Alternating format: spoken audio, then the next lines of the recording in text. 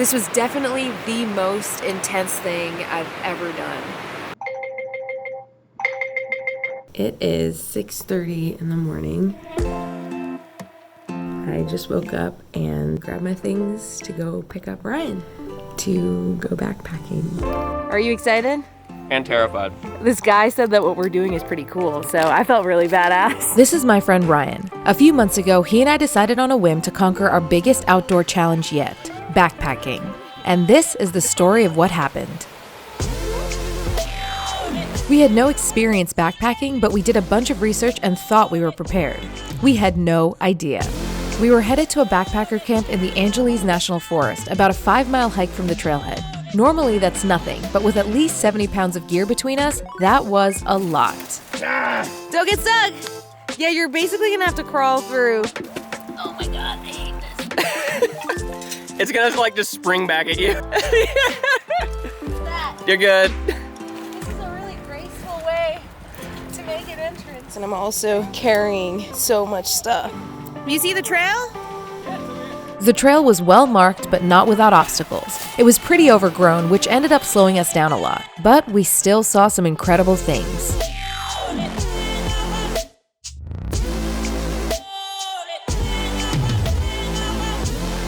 Oh, and did I mention the water crossings? There were a lot of water crossings, about 24 of them, each way. That's because the Gabrielino Trail winds its way through the mountains and down into the heart of the valley. Rain and snowmelt across the peaks comes down everywhere in streams and waterfalls, all of which gather into the San Gabriel River in the valley floor. A big storm had just washed through the region in the days before we went, so the water was really high. We stopped at a beautiful stream for lunch, and soon after, we arrived at the camp. We just made it. Here we are. How do you feel? I have no legs. Look, I think we have the entire campground to ourselves. Surrounded by water on 3 sides, we arrived to a completely deserted campground. This meant we were probably the only people around for miles, which sounded cool, but was also kind of daunting. But there was no turning back, so we kept our cool and began setting up camp. We're building out the campsite, which means looking for firewood. We noticed that a lot of the wood we foraged was damp from the recent rainfall, so we figured we'd try the next best thing. Yeah, careful.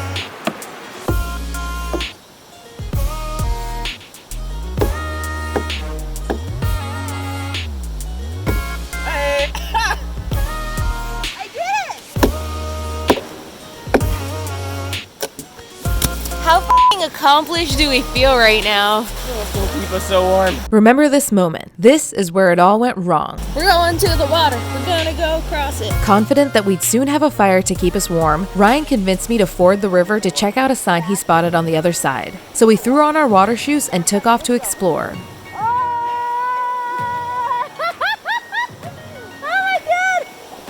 It hurts so good. The water was blisteringly cold. Walking in it, I could barely breathe. It's getting deeper.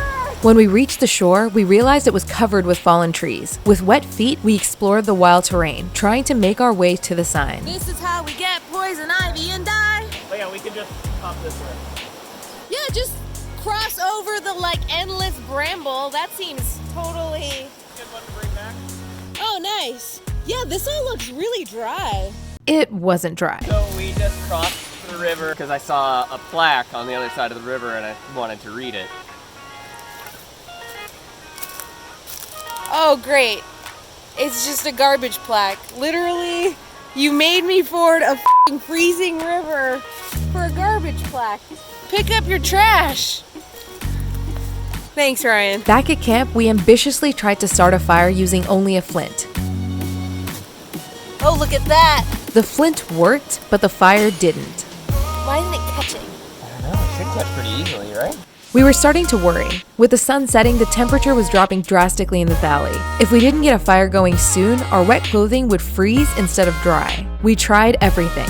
Our fire starting bundles would burn out quickly while the bigger logs smoked without burning. It slowly dawned on us that everything was just too wet from the recent rain and we might never get a fire going. But after hours of toil, we figured out a solution. With a hatchet, I took one of our logs and chopped notches all along the exterior, shaving down the wet wood to reveal the dry core. And finally, it caught fire. Still at it. Still trying to make fire happen. We definitely said mission accomplished way too soon. Getting as warm and dry as we could, which wasn't much, we ate dinner, put out the fire, and retired to our tents. I'm in the tent. It's the end of the day. We made it until like 9, pretty much after 9. This was definitely the most intense thing I've ever done. I'm exhausted. We spent so much time trying to build a fire, setting up our shelters, just like taking care of things we didn't know that we had to take care of, that we just worked ourselves to the bone, especially after a 5-mile hike. I'm ready to go to sleep. So tired. It is currently 11:55. I am in my tent inside a sleeping bag on top of a sleeping mat, wearing every single piece of clothing that I brought with me. I am freezing. I don't know if this sleeping bag that I borrowed from Andrew was rated for this kind of weather. I'm just shivering. I can't even like go and make a fire or something like that. Don't know how much sleep I'm gonna get. It is 4 a.m. Still awake. I kind of slept here and there. Kind of exhaustion would take over and I would close my eyes, and then I don't know how long would pass and I would wake up like shivering and freezing. I don't know, I'm kind of in just like a delirious state. 7:02 in the morning and I survived. I just trained my body to stop thinking about the cold. I've been up just sitting and waiting for it to get light. After the hardest night of my life, the morning finally arrived, and it was beautiful.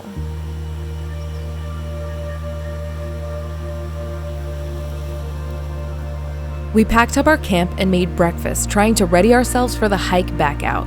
Despite shedding a few pounds of weight in the form of food and water, our bodies had barely recovered from the day before, and we were facing a hike back that was almost entirely uphill. Still, with no other options, we forged ahead. By this point, our exhaustion and physical fatigue made our return hike seem longer, tougher, and more dangerous than before. We realized that going downhill most of yesterday had fooled us into a false sense of security. I just don't remember the cliff sides being as precarious as they are. Kick something. Yep, that's us. It was still beautiful, but the hike back really had us working for it. We were exhausted.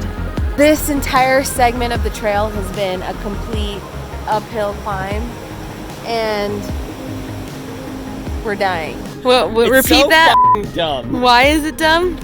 Because we're so close to where the campground was, but it's been like 2 miles of just like going around these outcroppings of mountains, and it's just like right there. Just got to the first point that we can see, the parking lot. The last mile, 3 miles, 2 miles, I don't even know how long. They've been tough. They've been insanely hard. About 35, 40 degree inclines. Mostly uphill for 2-3 miles. It was terrible. Backpacking is f***ing hard. It's tough while you're in it.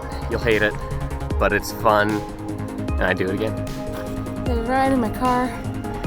We're done. Thanks for watching. Just a reminder that our giveaway is still going on for a few more days, so check out our last video if you haven't already. Otherwise, hit that like button and I will see you guys in the next one.